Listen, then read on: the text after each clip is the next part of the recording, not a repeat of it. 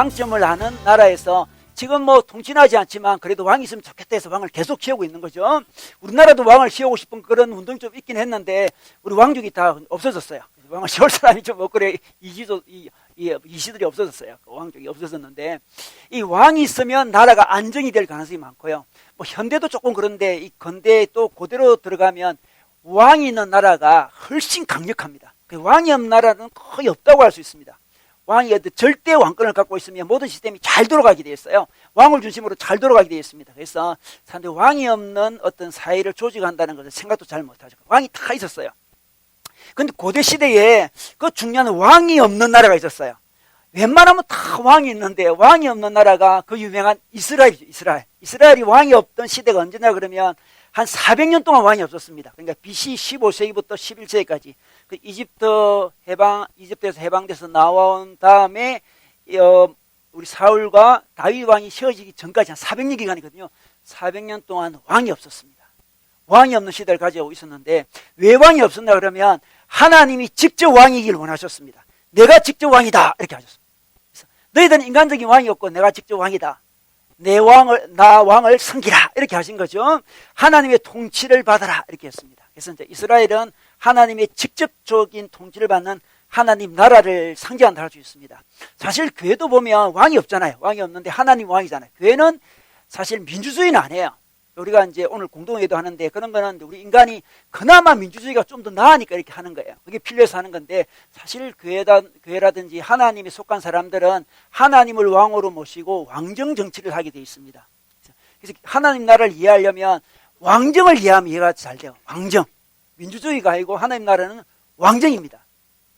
그런데 문제는 뭐냐 그러면 이 왕정, 하나님이 왕이 되는 왕정 시대는 하나님을 잘 모시면 왕으로 잘 모시면 정말 강력한 나라가 되는데 하나님이 눈에 보이지 않기 때문에 왕을 안 모시면 각자가 다 왕이 돼버려요. 12지파가 있는데 이스라엘은 12지파가 다 왕이 돼버리고 12지파에도 각 개인들이 다 왕이 돼버립니다.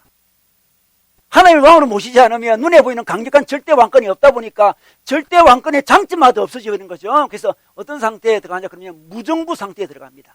여러분 절대 권력이 무정부 상태보다는 훨씬 낫습니다. 칼빈이 그런 이야기를 하는데 여러분 절대 권력자를 하나님이 주시는 이유는 무정부 상태로 들어갈 것만 같으니까 절대 권력이 딱 주시는 거예요. 다 이유가 있습니다.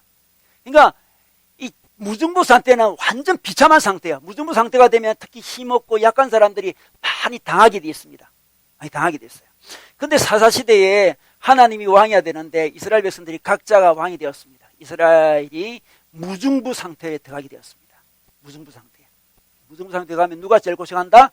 가난하고 힘없는 사람이 제일 고생하는 사회가 되는 거죠.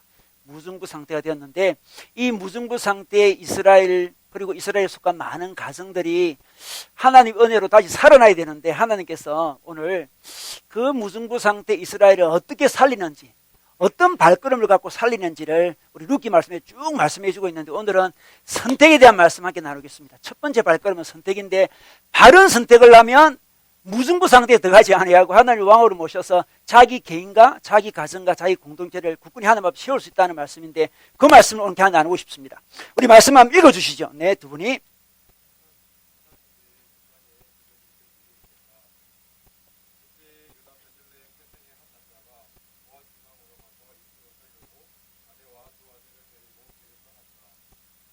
이름은 엘리멜렉이고 아내의 이름은 나오미이며 두 아들의 이름은 말론과 기련이다.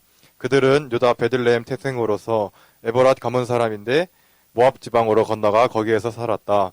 그러다가 나오미의 남편 엘리멜렉이 죽고 나오미와 두 아들만 남았다. 두 아들은 다 모압 여자를 아내로 맞이하였는데 한 여자의 이름은 루시고 또 한 여자의 이름은 오르바였다.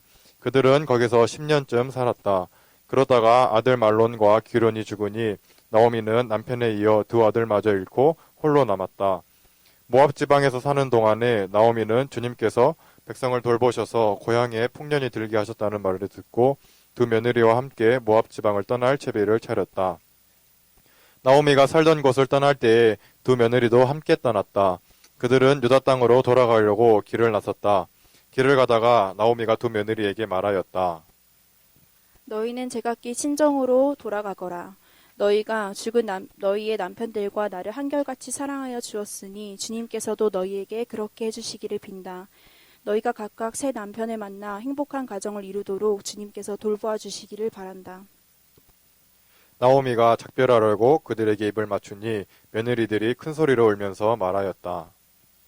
아닙니다. 우리도 어머님과 함께 어머님의 결례에게로 돌아가겠습니다.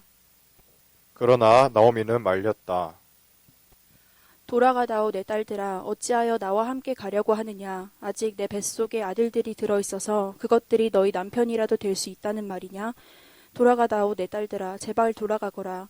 재혼을 하기에는 내가 너무 늙었다. 설령 나에게 어떤 희망이 있다거나 오늘 밤 내가 남편을 받아들여 아들들을 낳게 된다 하더라도 너희가 그것들이 클 때까지 기다릴 셈이냐? 그때까지 재혼도 하지 않고 홀로들 지내겠다는 말이냐? 아서라 내 딸들아, 너희들 처지를 생각하니 내 마음이 너무나 괴롭구나. 주님께서 손으로 나를 치신 것이 분명하다.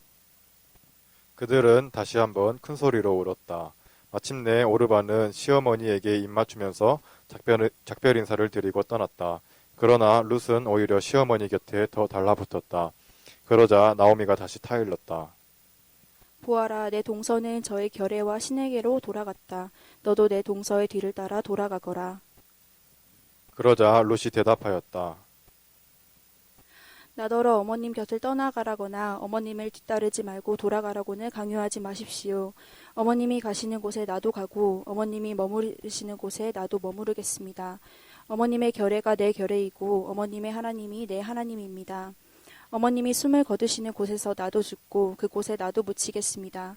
죽음이 어머니와 나를 떼어놓기 전에 내가 어머님을 떠난다면 주님께서 나에게 벌을 내리시고 또 더 내리신다 하여도 달게 받겠습니다. 나오미는 룻이 자기와 함께 가기로 굳게 마음먹은 것을 보고 더 이상 말리지 않았다. 그 두 사람은 길을 떠나서 베들레헴에 이르렀다. 그들이 베들레헴에 이르니 온 마을이 떠들썩하였다. 아낙네들이 이게 정말 나오미인가? 하고 말하였다.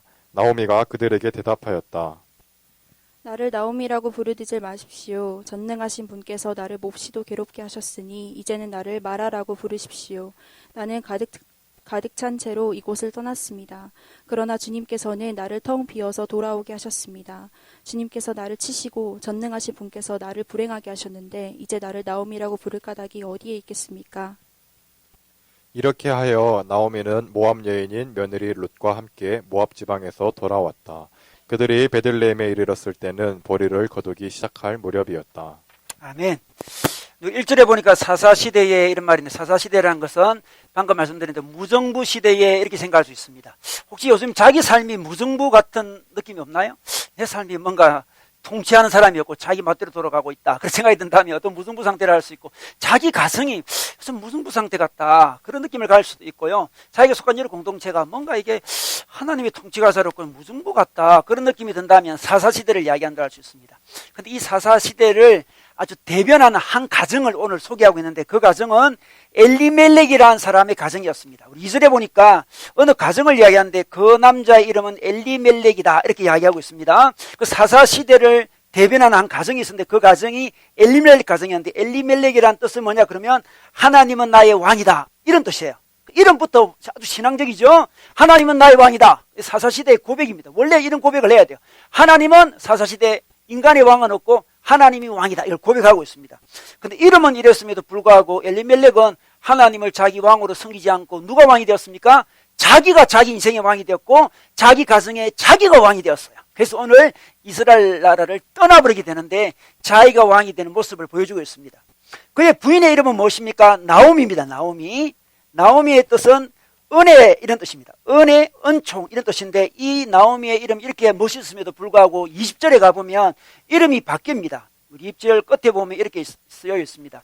이제는 나를 마라라고 부르십시오, 이렇게 이야기합니다. 20절 중간에는 나를 나오미라고 부르지들 마십시오. 전능하신 분께서 나를 몹시도 괴롭게 하셨으니 이제 나를 마라라고 부르십시오, 이렇게 이야기합니다. 나오미는 원래 태어날 때 자기 부모님이 은혜로 살아야 된다, 은총으로 살아야 된다, 이렇게 불렀는데 지금 이름이 어떻게 됐습니까? 이름대로 살지 못하고 나중에 이름이 바뀌어버려요. 마라라고 바뀌어요. 마라는 쓰다, 이 말이에요. 인생이 굉장히 써요, 지금. 바뀌어버려, 이름이 바뀌었습니다. 여러분 구약시대 이름은 굉장히 의미가 있어요. 그 사람의 인격, 그 사람의 삶, 그 사람의 모든 것을 다 보여주는 게 이름이에요. 이름. 그래서 사람이 바뀌면 이름이 바뀝니다. 우리 옛날에 보면 우리 자녀 이름을 지을 때 자기 간절한 소원을 가지고 지을 때도 있잖아요. 예를 들면 막수나 막순이 있잖아요. 마지막 되기 번해서 막수나 끝수나 그러던데, 여러분 그런 것 속에 이제 부모님의 간절한 바람이 있잖아요. 아들 낳고 싶은 바람이 있을 수도 있는데 이스라엘 시대도 그랬습니다. 부모님의 간절한 바람이 있었습니다. 하나님이 나의 왕이다. 하나님의 은총으로 살아야 된다. 그렇게 이름을 지어줬는데 그 이름대로 사사시대에 엘리멜렉은 살지 않았고 나오미도 살지 못해서 결국 어떻게 됐습니까? 쓴 인생, 마라 같은 인생이 되었습니다. 자, 이런 인생에 두 아들이 또 있습니다. 보니까 두 아들의 이름이 무엇이었습니까? 두 아들의 이름은 말론과 기론이라고 2절에 나와 있습니다. 근데 이 이름도 참 놀라워요. 말론과 기론이라는 뜻은 아주 좋지 않는 뜻입니다. 말론은 병에 걸리다 이런 말이에요. 참 안 좋죠. 병에 걸리다 이런 이름을 왜 지었는지 모르겠어요. 마치 막순이 끝순이 비슷한 느낌입니다. 지금 좀 축복된 이름을 지어야 될 텐데 병에 걸리다. 둘째 아들 이름은 기련은 수척해지다 이런 뜻이에요. 이게 참 놀랍습니다. 근데 이게 정말 엄마 시대에는, 자기 부모 시대에는, 엄마 아빠 시대에는 그 이름은 그래도 잘 지었는데 이제 자녀대로 나아가니까 얼마나 이스라엘 백성이 괴로웠는지, 주변 나라의 어떤 외침 때문에 수축해지고 병에 걸리고 기근이 오고 이런 가운데서 자기 자녀 이름마저도 그렇게 지었습니다. 이것은 바로 그 시대상을 보여주고 있습니다. 하나님은 나의 왕이다. 이렇게 살아야 될 사람들이 하나님을 나의 왕으로 모시지 않다 보니까 쓴 인생이 되고 병에 걸리고 수축해지는 이런 모습을 보여주고 있습니다. 우리 1절에 보니까 사사시대의 그 땅에 기근이 든 일이 있었다 이야기하고 있습니다. 기근이 들었습니다. 흉년이 들었습니다. 사사시대에 무정부시대에 기근이 들었는데, 근데 여러분 구약시대에 기근이 들고 흉년이 드는 이유는 뭐냐 그러면 하나님 말씀을 순종하지 않으면 기근이 들었습니다. 요즘은 다 그렇지 않지만 구약시대는 특히 그랬습니다. 구약시대에 기근이 드는 이유는 하나님을 왕으로 섬기지 않을 때 기근이 들고요, 기근으로 되지 않으면 외침이 일어납니다. 그게 하나님이 늘 이렇게 징계하시는 모습이었습니다. 여러분 설교 안에 신명기 말씀 볼까요? 신명기 11장 말씀 우리 다 같이 한번 읽어주면 좋겠습니다. 여호와께서 시작.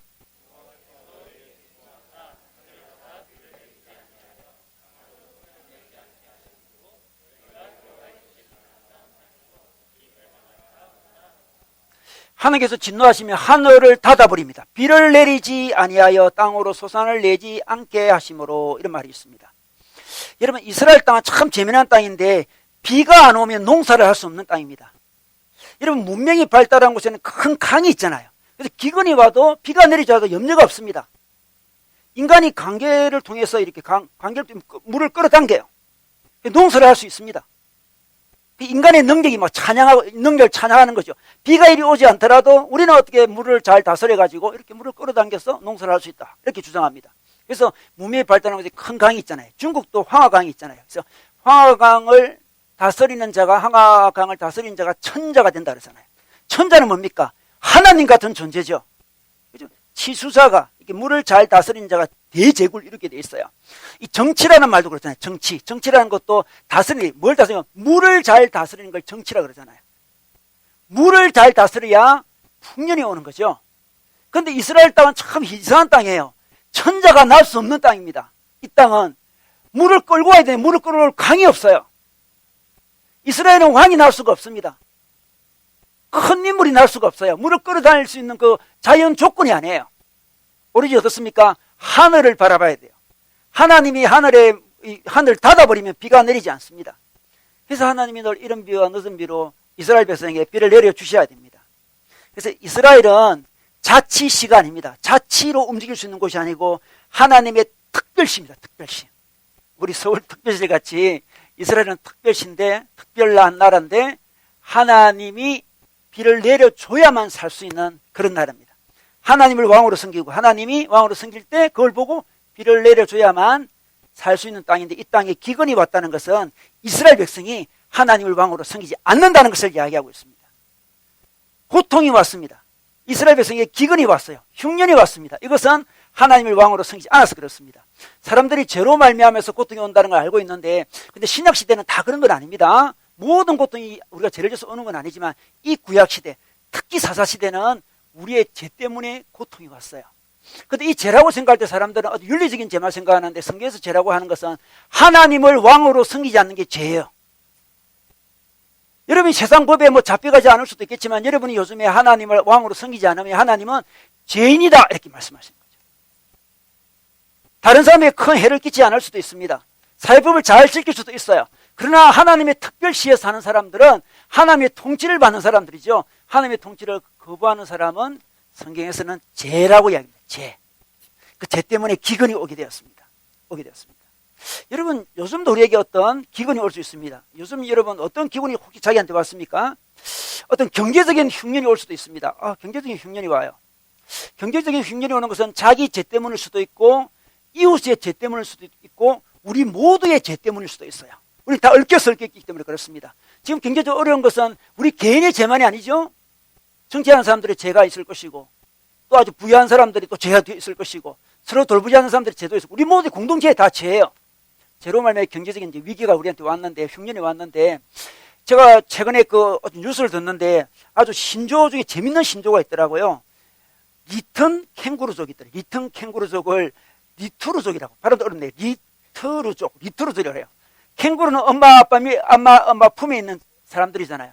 근데 결혼했음에도 불구하고 리턴 된다. 다시 돌아온다는 거죠. 너무 경제적으로 어려워가지고 전셋집과 뭐 물세집을 구할 수 없어가지고 엄마 아빠 집 다시 돌아온대요. 이 리투르족이 굉장히 많이 지금 일어나고 있답니다. 얼마나 슬픈 이야기예요. 경제적인 흉년이 지금 다가왔습니다. 우리 개인적으로도 그럴 수 있습니다. 지금 나는 하나님 내가 참 기근이 왔는데 나는 경제적인 기근이 왔습니다. 이렇게 생각할 수도 있습니다. 인간관계에 흉년이 올 수도 있죠. 인간관계 어려운 것도 굉장히 고통스러워요.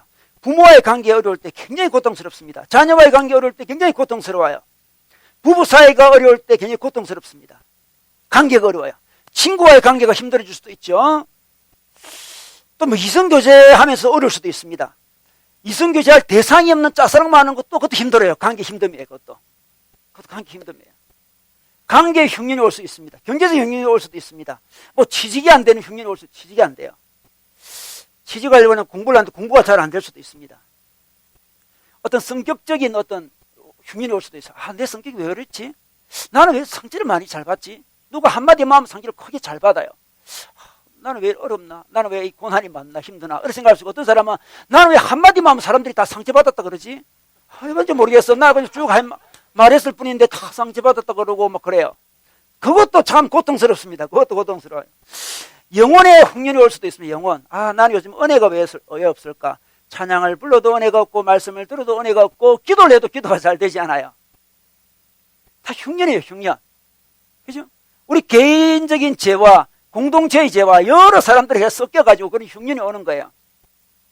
여러분 영혼의 어두운 밤이라는 그런 말이 있는데 혹시 들어보셨나요? 영혼의 어두운 밤이라는 책도 있는데 우리가 영적으로 자라다가 하나님께서 영적으로 한 단계 더 자라게 할 때는 우리에게 영혼의 어두운 밤을 주신대요.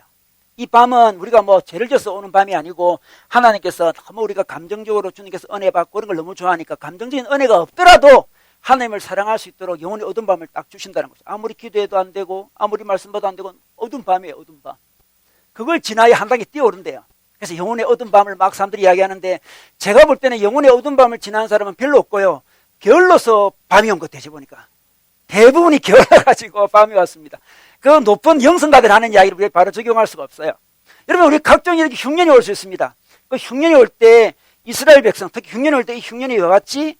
하나님께서 우리에게 왜 이런 고난을 주셨지 하면서 이스라엘 백성들이 내가 하나님을 왕으로 섬기지 않나? 그것을 돌아봐야 되는데 오늘 엘리메젤 가정은 하나님은 나의 왕이라고 고백은 했지만 그 작업을 하지 않았습니다. 돌아보지 않았습니다.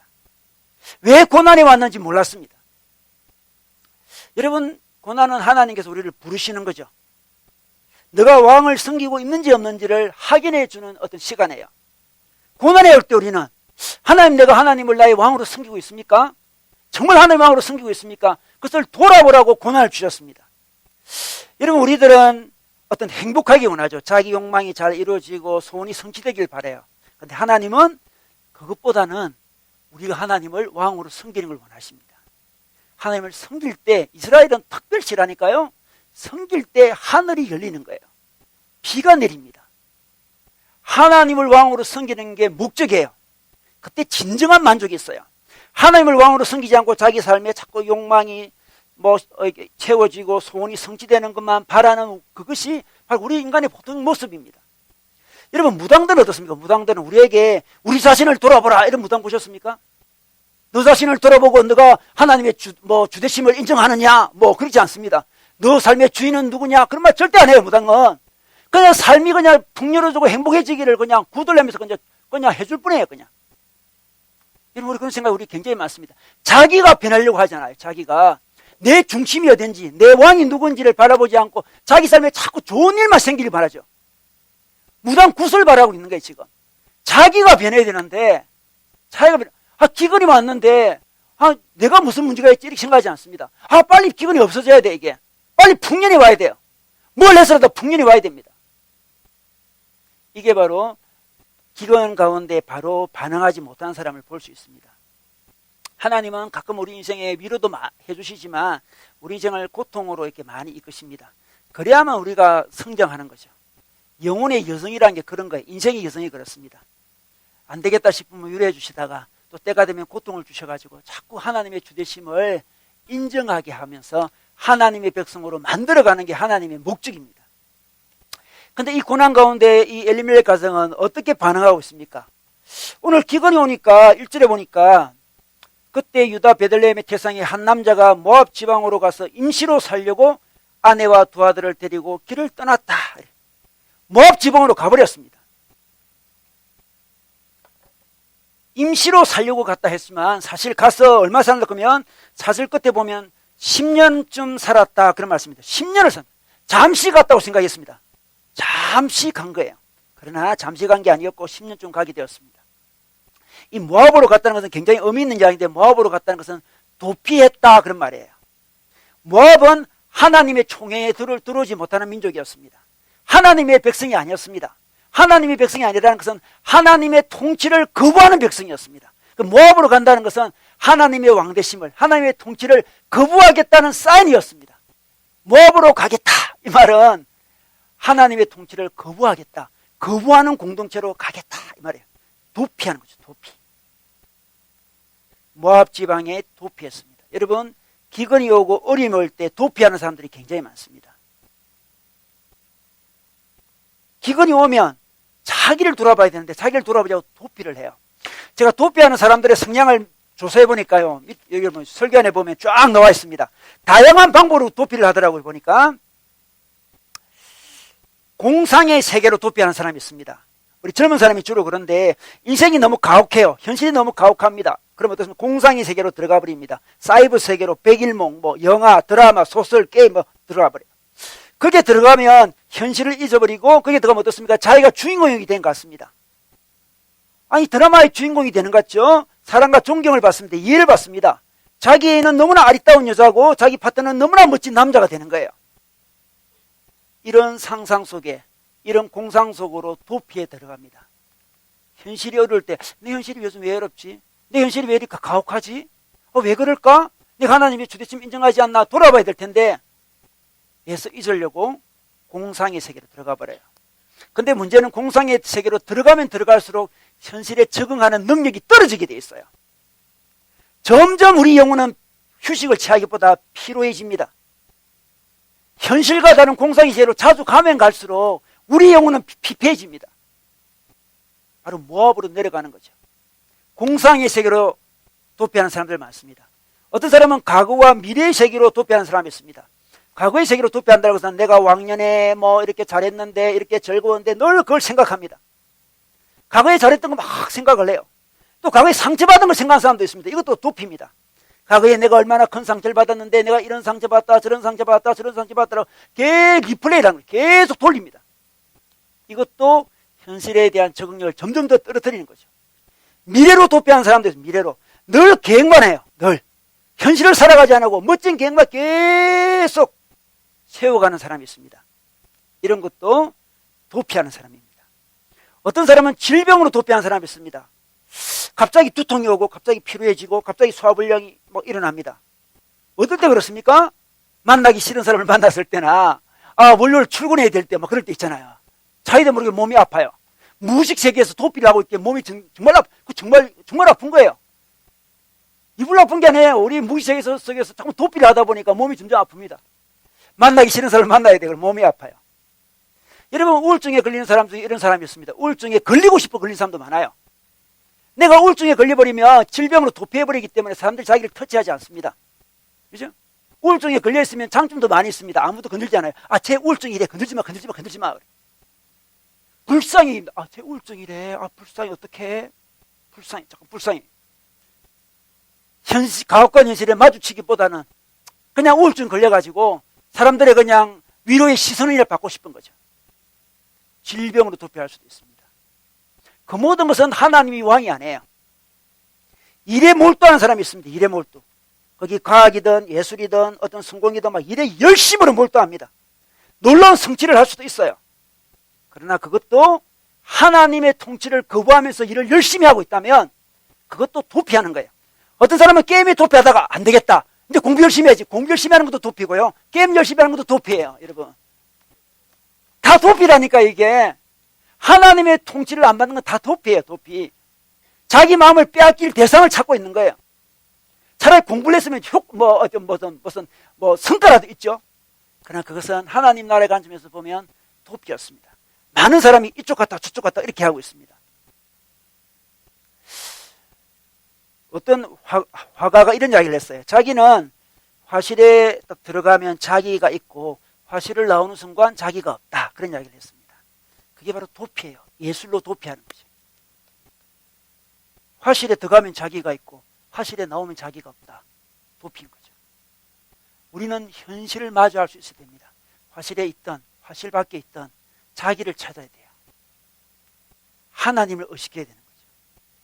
쾌락으로 도피하는 사람도 많습니다. 제가 아는 친구는 이성교제를 너무 잘해요. 그리 매력적인 존재는 아닌데 희한하게 이성교제를 잘하더라고요. 여러분, 그 이성교제 잘하는 사람은 그 놀라운 무슨 스킬이 있는 것 같아요. 제 생각에는. 저는 그런 거 잘 모르는데 뭐가 있는 것 같아요. 걔는 희한하게 잘해요. 걔는. 근데 걔는 늘 끊임없이 이성교제를 하는데, 물론 결혼까지 나가지 않습니다. 늘 끊임없이 이성교제만 하는데 제가 볼 때 그 친구는 그건 도피였습니다. 가혹한 현실을 직면하기 힘드니까 이성교제로 자기를 도피하고 있었습니다. 쾌락으로 도피하는 거죠. 어떤 취미생활로, 운동으로, 잠으로 도피하는 사람도 있어요. 제가 하수 갈 때 같이 하수했던 친구는 하루에 11시간을 늘 자요.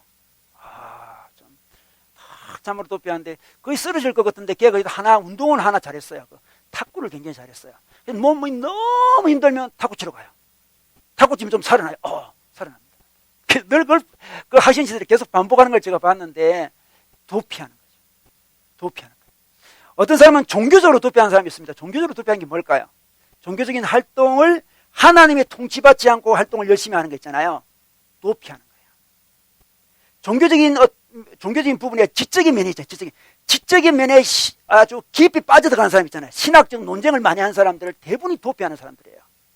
너는 그런 신학적인 토의할 필요 없어. 이렇게 해도 계속 신학적인 토의를 하려고 하는 사람은 도피하는 사람이에요. 제 신학교 동기 중에 한 명은 지금 아직 목회도 하지 않고 저만 만나면 신학 토의를 하세요. 힘들어 죽겠어요. 전혀 목회를 하지 않아요. 아무도 돌보지 않아요. 늘 새로운 신학을 가지고 저한테 토의하세요. 노예가 만나가지고 토의하죠. 토의하세요. 그래 할 때마다 제가 저번에 한번 그랬어요. 그리고 당신이 이야기하는 그 신학자가 전도를 한 명이라도 했냐고 물어봤어요. 이렇게 열심히 연구했는데 그래서 열매가 뭐냐고 얘기했어요. 제가. 아니 목사님이 열매가 뭐냐고, 목회도 전혀 하지 아니하고 열매가 뭐냐고 이렇게 제가 물어봤어요. 도피하는 거예요. 논쟁이 막 들어가면서 논쟁을 하다 보면, 신학적 특히 논쟁을 하다 보면 자기가 좀 대단한 존재 같은 느낌이 올 때가 있거든. 자기가 영적으로 대단한 존재 같고 좀 지적으로 대단한 존재 같아요.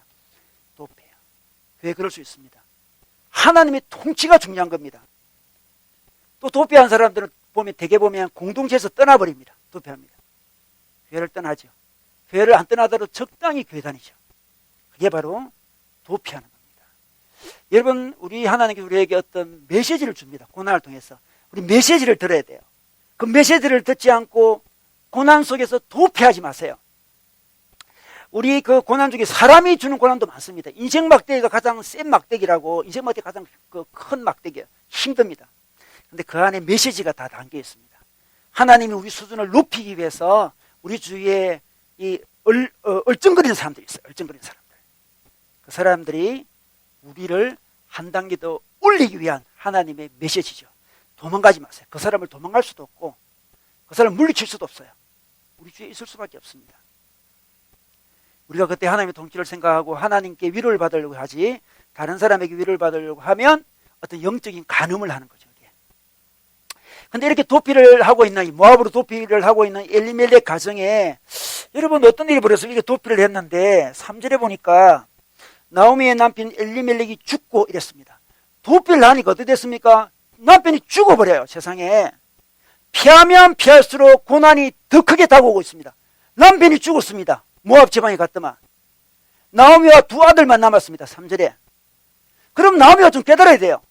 하나님은 나의 왕이다 주장하는 이 엘리멜렉, 이 이름이 주장하는 엘리멜렉, 이 엘리멜렉이 모압에 가서 죽어버리면 나오미가 깨달아야 돼요. 우리 남편이 왜 죽었을까? 이게 모압에 와서 그런 모양이다. 다시 두 아들 데리고 이스라엘을 돌아가야 될 텐데 어떻게 했습니까? 4절에 보니까 두 아들은 다 모압 여자를 아내로 맞이하였는데 아내를 맞이해요. 세상에 모압 여자를. 이방인과 결혼하지 말라 했는데 이방 여자를 아내로 맞이합니다. 나오미는 아직도 도피를 끝내지 못하고 있어요. 아직도 인간적인 힘을 갖고 있는 거죠. 그래, 그렇더라도 우리 남편이 죽었더라도 내가 두 아들이 있지 않나요? 두 아들이라도 모압 지방 여자랑 결혼시켜야 되겠다. 정략 결혼이죠. 그죠? 이스라엘 여자도 없었을 거예요. 이 모압 지방 여자랑 결혼해야만 그 모압 지방에 살 수 있으니까 결혼해요. 그런데 어떻게 됐습니까? 결혼했는데 5절에 보니까 아들 말론과 기론이 죽어버렸습니다. 첫째 아들도 죽고 둘째 아들도 죽었습니다. 나오미는 남편에 이어 두 아들마저 잃고 홀로 남았다. 이렇게 얘기합니다. 너무나 슬픈 이야기죠. 남편 잃었습니다. 이방 민족에 살려고 왔는데 남편 잃었습니다. 두 아들 잃었습니다. 지금 너무나 불쌍한 한 여인만 남았습니다. 그리고 손자 손녀도 없어요. 아무런 희망이 없습니다. 이 한 여인, 이 정말 쓰디쓴 여인, 마라로 바뀐 여인, 이 사람에게 카메라가 집중하고 있습니다. 오랫동안 쫙 잡고 있는 거죠. 혼자 남아 슬퍼하고 있는 여인에게 쫙 카메라 렌즈가 계속 집중하고 있어요. 피하면 피할수록 고난에게 더 커지는 거죠. 더 커졌습니다. 그런데 너무나 감사하게도 이 나오미가 다시 고향으로 이스라엘로 돌아오는 계기를 마련합니다. 어떤 계기로 다시 돌아오게 되었을까요? 우리 6절에 보면 이런 말씀이 있습니다. 모압 지방에 사는 동안에 나오미는 주님께서 백성을 돌보셔서 이 백성은 이스라엘 백성을 이야기합니다. 고향에 풍년이 들게 하셨다는 말을 듣고 두 며느리와 함께 모압 지방을 떠날 채비를 차렸다. 고향에 풍년이 들었답니다. 그러니까 나오미는 지금 어떻습니까? 자기 기가 아직도 고향에 있었다는 거죠. 지금 이스라엘 어떻게 됐습니까? 베들레헴 어떻게 살고 있습니까? 늘 길을 기울이고 있었습니다. 소문이 들려왔습니다. 하나님이 풍년을 주셨대. 그 말을 듣고 용기를 내어서 이스라엘을 돌아오게 되는 거죠. 그래서 이 희망 있고 소망 있는 사람의 특징은 하나님의 은혜의 소식에 대해서 귀가 좀 열려 있습니다. 예를 들어 수련회는 오지 않더라도 수련회에서 했던 말씀에 대해서 귀를 기울이는 사람들이 있어요. 그때 목사님 무슨 말씀 하셨어? 무슨 말씀 하셨어? 그죠? 전화 물어봅니다. 너 뭐 어떤 은혜 받았어? 비록 자기는 안 갔지만 늘 관심이 있어요. 무슨 말씀? 이번 주에 목사님 말씀이 뭐였니? 뭐였니? 어떤 말씀이 어떤 말씀이니? 이런 사람은 여러분 기뻐하십시오. 소망이 있어요. 귀가 열려 있어요. 비록 모압에 살지만 내가 10년 동안 살고 있고 그렇지만 늘 고향을 생각하고 있죠. 하나님이 고향을 어떻게 하시나? 은혜를 주셨다는 그 말씀, 풍년을 주셨다는 그 말씀에 딱 듣고 가는 거죠. 여러분 말씀에 열려 있어야 돼요. 우리가 돌아갈 수 있을 때 비록 우리가 고난 중에 도피하고 살더라도 돌아갈 수 있는 희망은 뭐다? 길을 열고 하나님의 은혜의 소식에 길을 열고 들어야 되는 거죠. 늘 자기가 그거 가지 않더라도 하나님이 다른 사람에게 어떤 은혜를 주셨는지 들어야 돼요. 자기가 다 듣지 못한 은혜의 소식을 들어야 됩니다. 경험하지 못한 소식을. 우리 가정교회나 결모임 하다 보면 같이 우리 나눔하다 보면 어느 형제가 이야기한 걸 듣고 위로를 받잖아요. 그죠? 아, 저 형제에게 하나님께서 저런 은혜를 주셨구나. 그 은혜가 전달이 됩니다. 자기한테 귀에 들려요. 그래, 나도 돌아가야지. 이런 생각이 들어요. 그래서 모임을 해야 돼요. 다른 사람이 하는 이야기를 들어야 됩니다. 어떤 친구는 막 술집으로 막 방황하고 있었는데 1차, 2차, 3차 술집으로 방황하는데 계속 교회 쪽으로 가까이 가더래요. 자기 마음이 교회에 있는 거죠. 방황하지만 1차, 2차, 3차 하면서 계속 가까워져 하나님께. 어쩔 수 없어요. 어쩔 수 없어. 어쩔 수 없습니다. 여러분 귀가 요즘 열려 있습니까? 비록 잘 못 살지만 내가 비록 도피하고 살지만 그래도 말씀과 사람들의 간증과 사람들의 이야기, 사람들이 받은 은혜에 조금이라도 귀가 열려 있다면 여러분은 다시 이스라엘로 돌아갈 수 있습니다. 이스라엘 돌아간다는 것은 하나님의 통치 속으로 다시 들어간다는 거죠. 더 나아가서 나오미는 13절에 볼까요? 13절 끝에 보면 주님께서 손으로 나를 치신 것이 분명하다 이렇게 이야기합니다. 주님의 손을 의식하고 있습니다. 자기 인생에 고난이 왔는데 이거 재수가 없어 그런 게 아니고 누구의 잘못이라서 그런 게 아니고 하나님이 나를 때리는구나 그걸 알았다는 거죠. 하나님의 징계의 손을 의식했습니다. 이럴 때 우리는 돌아갈 수 있어요. 자기에 일어나는 많은 일들 다른 사람 탓하고 또 뭡니까 환경 탓하고 이러다가 이거 분명히 하나님이 나를 치시는 것 같다 이렇게 이야기하고 있습니다. 하나님의 손이 보여요. 아 하나님이 나를 때리시는구나. 나는 하나님을 왕으로 모시는 이스라엘 백성인데 내가 지금 모압에 살고 있네. 내가 왜 모압에 살고 있지? 아니 흉년이 왔다고 내가 이스라엘 백성을 버리고 내가 모압으로 왔네. 내가 도피하고 있네. 그래서 1년에 이런 고통들이 일어나는구나. 하나님의 손을 의식해요. 하나님이 나를 때리는구나 의식합니다. 여러분 우리 하나님이 널 때리지 않습니다. 여러분 하나님 때리는 거 너무 겁내는 분 계신데 널 때리지 않습니다. 사랑해서 필요할 때 때리시는 거예요. 하나님이 자기를 친다는 것을 그는 고백하고 있습니다. 하나님 나를 치시는구나. 우리 19절에 볼까요? 19절에 나오미와 자기 며느리 룻은 이제 두 사람은 길을 떠나서 베들레헴에 이르렀습니다. 베들레헴에 이르니까 온 말이 떠들썩했습니다. 아낙네들이 이게 정말 나오미인가 하고 말했습니다. 그 나오미 때는 10년 됐거든요. 10년 만에 나오미가 늙어서 돌아왔어요. 그 당시에는 이게 이민 가고 뭐 다른 나라 떠나고 그런 일이 잘 없는데 이민 간 사람이 돌아온 거예요. 나오미가 왔다 이렇게 하는 거죠. 동네 사람들이. 야 나오미가 왔다. 근데 너희 남편이 어디 있어? 두 아들은 어디 있어? 이 젊은 여자는 누구야? 물어보고 있습니다. 그때 2절에 나오미가 이렇게 이야기합니다. 나를 나오미라 부르지 마십시오. 전능하신 분께서 나를 몹시도 괴롭게 하셨으니 이제는 나를 마라 쓰다 라고 부르십시오. 이렇게 이야기합니다. 전능하신 분께서 나를 몹시도 괴롭게 했다는 거죠. 지금 나오미는 깨닫고 있습니다. 하나님이 쳤구나. 전능하신 분께서 나를 몹시도 괴롭게 하시는구나. 여러분 인생에 많은 것들 하나님 우리를 때때로 몹시도 괴롭게 할 때가 있어요. 하나님이 나를 몹시도 괴롭게 하시는구나. 깨닫는 그 사람은 희망 있는 사람이에요. 저 사람이 나를 몹시도 괴롭히는구나. 이거는 희망이 없는 사람들의 이야기예요. 이 환경이 이 정권 잡은 자들이 이게 뭐 다른 큰 나라가 지금 나를 몹시도 괴롭게 하는구나. 그건 다 부분적인 이야기예요. 그 이면에 하나님이 나를 몹시도 괴롭게 하는구나. 나를 이제 나오미라 부르지 마시고 마라라 불러다오. 이렇게 이야기합니다. 인생을 깨닫고 있어요. 하나님이 나를 괴롭히시는구나. 여러분 혹시 요즘에 하나님이 자기를 괴롭힌다고 생각하는 적 있나요? 하나님 너무 괴롭히시네. 왜 그러시나 하나님. 하나님은 참 은혜도 잘 주시지만 때때로 괴롭히시기도 잘해요. 하나님이 자기를 괴롭히시도 안 하고 은혜도 안 주시는 것은 하나님과 인격적인 관계가 잘 없어서 못 느끼고 있는 거고요. 하나님과 인격적 관계가 있으면 괴롭힘도 많이 당하고 또 어떻습니까? 사랑도 많이 받아요. 우리 가까운 사이는 그렇잖아요. 가까운 사이는 상처도 잘 받고 가까운 사이는 사랑도 많이 받잖아요. 근데 멀리 있는 사람은 상처도 안 받고 뭐 은혜도 안 받고 사랑도 안 받아요. 하나님 우리랑 너무나 가까이 계세요. 깊은 사랑도 해주시고 우리가 하나님의 주되심을 인정하지 않으면 괴롭히십니다. 부부 사이도 그렇잖아요. 남편이 약간 방황하고 남편이 원치 않는 일을 하면 부인은 괴롭힐 수밖에 없습니다. 그 괴롭히는 게 정상적인 거예요. 남편이 바람을 피우는데 안 괴롭혀요. 그죠? 뭐 처용과 그런 거 보면 안 괴롭히잖아요. 그죠? 처용과 그거 보면 자기 배우자가 뭐 다른 사람과 같이 있는데 와 좋겠다 그러잖아요. 처용과에 보면 그거는 상식이 어긋난 이야기죠. 우리 하나님은 그런 분이 아니세요. 괴롭히십니다. 하나님이 괴롭히시는 걸 그는 깨닫고 있습니다. 21절에 볼까요? 나는 가득 찬 채로 이것을 떠났습니다. 떠날 때는 가득 찼습니다. 남편도 있었습니다. 두 아들도 있었습니다. 나름대로 재산도 다 모아가지고 모압으로 갔습니다. 근데 주님께서 나를 텅 비어서 돌아오게 하셨습니다. 하나님이 텅 비게 했다는 거죠.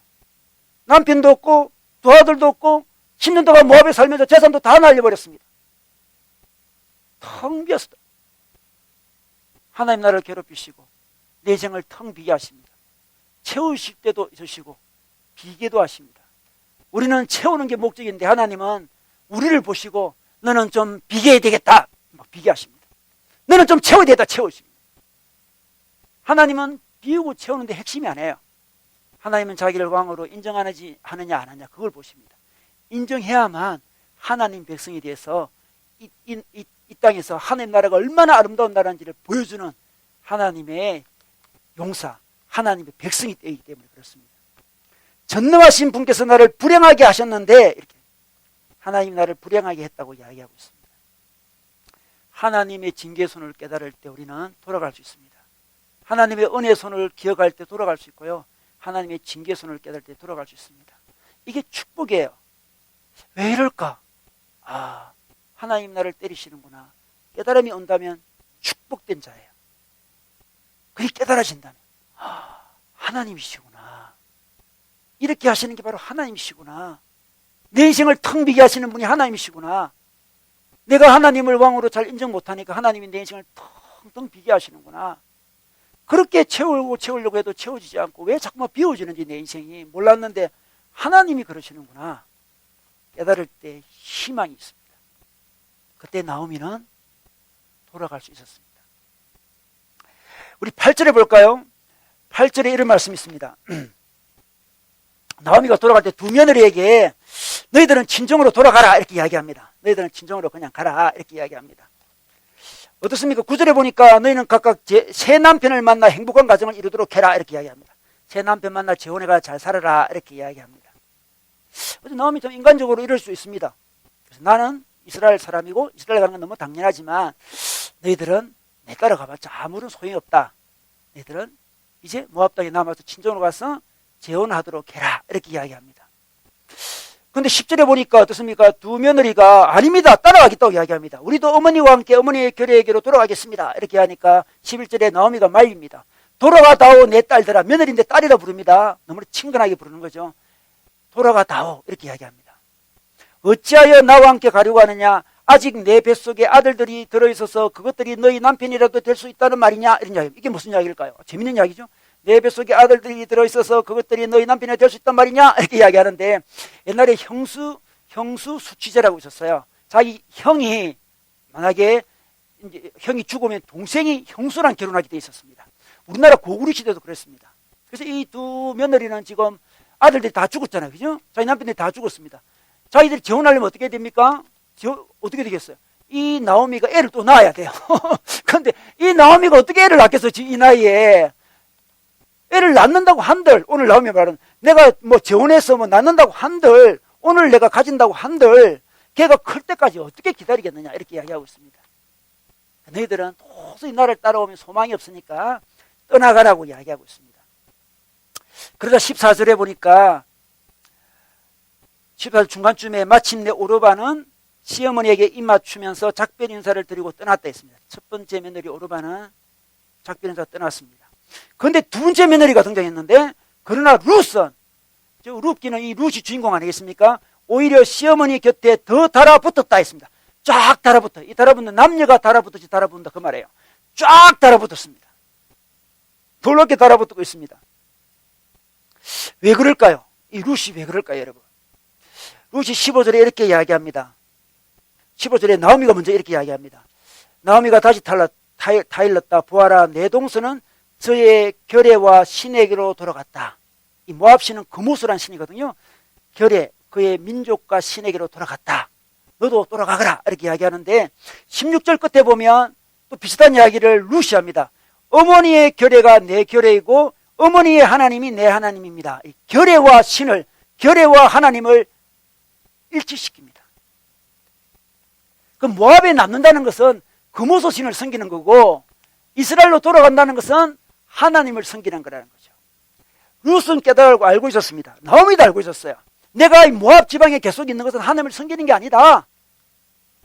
모압 지방에 있고 하나님을 섬길 수는 없다. 모압은 하나님의 통치가 임하지 않는 곳이니까. 룻도 그걸 깨달았습니다. 내가 이 룻이 비록 믿음은 약하고 도피하고 그랬지만, 그 나오미가 그랬지만, 나오미 시어머니를 보면서 그래도 하나님의 존재를 느꼈습니다. 자기가 믿던 그 모습신과 달라요. 전쟁신 그 모습신과 너무나 차원이 달랐습니다. 마지막으로 나오미가 회개하면서 돌아가는 모습을 볼 때 저 신이 진짜 신이구나 깨달았을 거예요. 아, 저 신이 진짜 신이구나. 우주 만물을 창조하신 신이구나 깨달았습니다. 근데 그 신을 섬기려면 어떻게 됩니까? 모압 다음에 있으면서 섬길 수는 없습니다. 이스라엘을 돌아가야 됩니다. 이 결의 민족이라는 것은 삶의 어떤 양식을 이야기하는 거죠. 삶의 양식을 바꾸지 않으면 하나님을 잘 믿을 수가 없어요. 많은 사람들이 하나님을 믿는다 하면서 모압의 가치관으로 살아요. 모압의 가치관으로 삽니다. 돌아온 게 아니에요.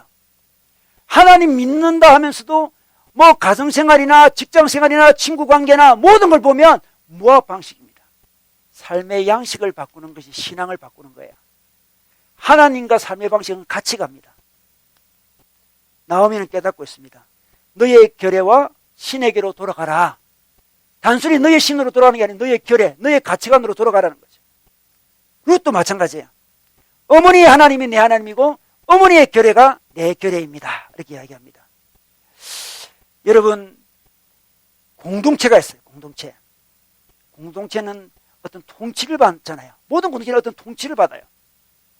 모든 정당은 그 정당의 어떤 정강 정책의 어떤 통치를 받겠죠. 통치를 받습니다.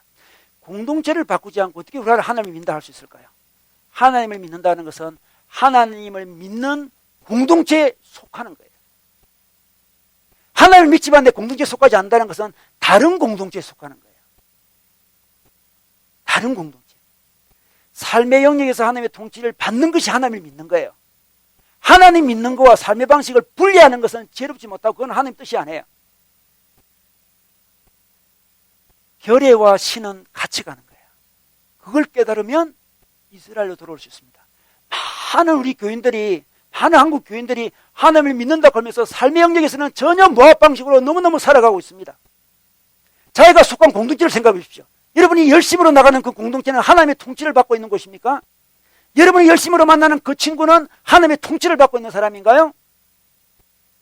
여러분의 결혼 생활은, 여러분의 결혼 대상자는, 여러분의 직장 생활은, 여러분이 재정을 쓰는 그 영역에서는 하나님의 통치를 받고 있습니까? 아, 하나님 믿는 것은 모든 영역에 하나님의 통치를 받는 거구나를 깨달을 때 돌아갈 수 있는 힘이 생깁니다. 힘이 생겨요. 이것을 깨달아야 돼요. 그것을 깨닫지 못한 사람은 그래 나 모압 땅에 있으면서 하나님 잘 믿으면 되지 뭐. 그렇지만 점점 시간이 지나면 지날수록 모압 방식을 따라가다 보면 그모스 신을 따라가게 되어 있습니다. 여러분, 우리 하나님께서 우리에게 바꾸시기 원하세요. 돌아가기를 원합니다. 자꾸만 마음만 돌아가지 마세요. 마음만 하는 게 돌아간다는 사람이 너무 많아요. 은혜 받았으니까 내가 하나님 잘 믿어야지. 마음으로 돌아갈 수 있는 정도가 아니에요. 자기 삶을 바꿔야 됩니다. 삶의 양식을 바꿔야 돼요. 삶의 가치관을 바꿔야 돼요. 삶의 철학을 바꿔야 돼요. 내가 만나는 친구를 봐야 돼요. 누구를 좋아하는지를 봐야 돼요. 누구를 주로 만나는지를 봐야 돼요. 내가 어디에 돈을 많이 쓰는지를 봐야 돼요. 무엇을 내가 가장 기뻐하는지를 봐야 됩니다. 그것을 바꿔야 됩니다. 그래야 이스라엘을 돌아갑니다. 그래야 무너졌던 자의 가정을 살릴 수 있습니다. 첫 번째 발걸음, 나오미와 룻은 그 발걸음을 고향으로 다시 향했습니다. 다시 선택했습니다. 선택을 하셔야 회복이 일어납니다. 새로워지기 원하십니까? 자기 인생 좀 새로워지면 좋겠어요. 무승부 상태에 있는 자기 인생, 누가 통치하는지 모르겠다. 하루는 얘가 통치하고 하루는 쟤가 통치하고 하루는 쟤가 통치해요.